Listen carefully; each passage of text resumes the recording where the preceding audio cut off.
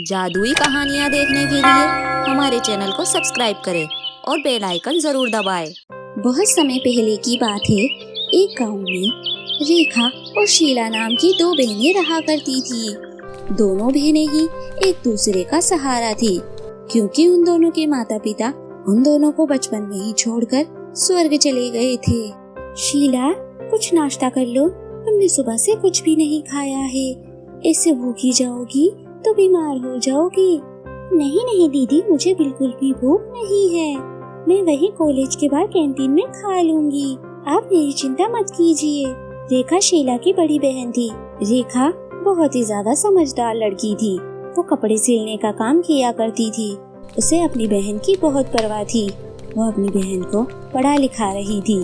रेखा का घर का गुजारा बहुत मुश्किल से चल पाता था, इसीलिए उसने अपनी पढ़ाई बीच में ही छोड़ दी थी। शीला बड़ी होकर डॉक्टर बनना चाहती थी और वो कॉलेज में जाने के बाद वो बाकी बच्चों को ट्यूशन भी पढ़ाया करती थी, ताकि वो अपनी बड़ी बहन की मदद कर सके। दोनों बहनों को भगवान पे बहुत विश्वास था, इसलिए वो सुबह उठकर रोज मंदिर भी जाया करती थी। शीला को जो भी पैसे बच्चों को पढ़ाने के मिलते थे, वो अपनी बड़ी बहन को ले जाकर दे दिया करती थी। लो दीदी, ये मेरी हर महीने की कमाई है, ये आप रख लीजिए। नहीं शीला, तो इसे अपने पास ही रख। तो हमेशा इसे लाकर मुझे ही दे देती है। कुछ अपने खर्चे के लिए भी उठाकर रख लिया कर, तुझे भी तो जरूरत पड़ती है। दीदी, मुझे इतने पैसों की जरूरत है ही नहीं। जब भी मुझे जरूरत पड़ेगी मैं आपसे मांग लिया करूँगी। चल ठीक है, जैसा तू कहे। ऐसे ही दोनों बहनें बहुत ही प्रेम से रहा करती थी। हर रोज की तरह सुबह शीला अपने कॉलेज जाती थी। उस कॉलेज में नैना नाम की एक लड़की थी। वो शीला से बहुत ही ज्यादा जला करती थी, क्योंकि शीला हमेशा फर्स्ट आती थी और वो सेकंड। ये देखकर उसे बहुत जलन होती थी। वो शीला को किसी भी तरह से परेशान करने के बारे में ही सोचा करती थी। आज भी नैना के दिमाग में कुछ न कुछ तो चल ही रहा था। नैना शीला का पीछा करते करते उसके घर तक पहुंच जाती है और उसकी बहन को भी देख लेती है। ये देख के वो समझ जाती है कि दोनों बहनों में बहुत ज्यादा प्रेम है। उन दोनों में इतना प्यार देखकर नैना उनमें दरार डालने की सोचने लगती है। नैना आए दिन शीला को भड़काती ही रहती है। एक दिन नैना शीला से कहती है, अरे शीला, तू कितने फटे पुराने कपड़े पहनती है। तेरी बहन को देख, वो कितने अच्छे कपड़े पहनती है। आज ही मैंने उसे ब्रांडेड लहंगा खरीदते हुए देखा है। अरे शीला, तूने नहीं बताया तो किस कलर का लहंगा लाई है। आप क्या कह रही हो? मेरी बहन लहंगा लेकर आई है, लेकिन इस बारे में तो उन्होंने मुझे कुछ भी नहीं बताया। ऐसा नहीं हो सकता, शायद तुमने किसी और को देखा होगा। शीला जब घर जाती है तो वह देखती है कि वहाँ पर एक सुंदर सा लहंगा रखा हुआ है। अब शीला के दिमाग में गलत गलत ख्याल आने लगते हैं। तभी वहाँ पर रेखा आ जाती है और वो बोलती है, अरे शीला, तू आ गई। देख, मैं तेरे लिए लहंगा लेकर आई हूँ, तुझे कैसा लगा? नहीं दीदी, आप झूठ बोल रही हैं। ये लहंगा आप खुद के लिए लाई हैं, अब मेरा बता रही हैं। अगर आप ये मेरे लिए लेती तो आप मुझे पहले ही बता देती ना। इतना कहने के बाद शीला वहाँ से गुस्से में चली जाती है। रेखा के समझ में नहीं आ रहा था कि आखिर शीला को क्या हो गया है। अब तो आए दिन रेखा और शीला की बहस होती ही रहती थी। वो आए दिन ऐसा ही करती थी।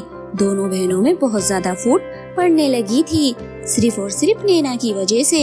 एक दिन नैना शीला से आकर कहती है, अरे शीला, तुम्हें पता है तुम्हारी बहन ने आज बर्थडे पार्टी रखी है और तुम्हें पता भी नहीं है। ये बात सुनकर शीला कॉलेज खत्म होने के बाद अपने घर जाती है और वो देखती है कि उसकी बहन सच में बर्थडे पार्टी बना रही है। ये देखने के बाद शीला अपनी बहन से कहती है, दीदी, आप बहुत ज्यादा स्वार्थी हो। आप सिर्फ अपने बारे में ही सोचती हो। आपने मुझे इस बारे में कुछ नहीं बताया कि आप बर्थडे बना रही हैं। अगर हमारे माता पिता जिंदा होते तो उन्हें बहुत ज्यादा शर्मिंदगी होती कि आप ऐसा कर रही हैं। दीदी, अब मैं आपके साथ नहीं रहना चाहती। अब मैं ये घर छोड़कर हमेशा के लिए जा रही हूँ। रेखा बहुत ज्यादा उदास हो जाती है। ये बर्थडे पार्टी भी उसने अपनी छोटी बहन के लिए ही रखी थी। नैना अपने प्लान में कामयाब हो जाती है। वो बहुत ज्यादा दुष्ट लड़की थी। रेखा को बिल्कुल भी समझ नहीं आ रहा था आखिर उसकी बहन को कौन भड़का रहा है, आखिर ऐसा क्यों हो रहा है। शीला बहुत ज्यादा उदास थी और वो चलते चलते जंगल के रास्ते पहुंच जाती है। उसे जंगल में बहुत ज्यादा रात हो जाती है। वो अकेली ही थी। उसे जंगल में बहुत ज्यादा डर लगने लगा था। दूसरी तरफ रेखा बहुत ज्यादा परेशान थी। वो जंगल बहुत ही ज्यादा खतरनाक था। तभी वहाँ पर एक शेर शीला के पास आता है। शीला बहुत ज्यादा डर जाती है। शेर बहुत जोर जोर से दहाड़ रहा था। उसके पैर में बहुत चोट लगी हुई थी, लेकिन शीला भी बहुत डरी हुई थी। डरने के बावजूद भी वो शेर के पास जाती है और उसकी मदद करती है। वो अपने ड्रेस का कपड़ा फाड़कर शेर के जख्म को साफ करती है और उसके पट्टी बांध देती है। शेर को राहत मिलती है। देखते ही देखते शेर अपने असल रूप में आ जाता है। वो एक जादूगर था। तुम्हारा बहुत बहुत शुक्रिया कि तुमने मेरी मदद की। मैं तुम्हारा बहुत आभारी हूँ। शीला, तुम मुझे बहुत ज्यादा उदास लग रही हो। मैं तुम्हारी मदद कर सकता हूँ। शीला अपने बारे में सारी बातें जादूगर को बताती है।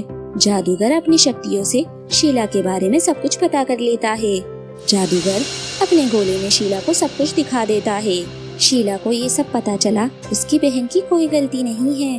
जादूगर शीला को सोने और चांदी के 2 हार देता है और कहता है, शीला, ये तुम रख लो।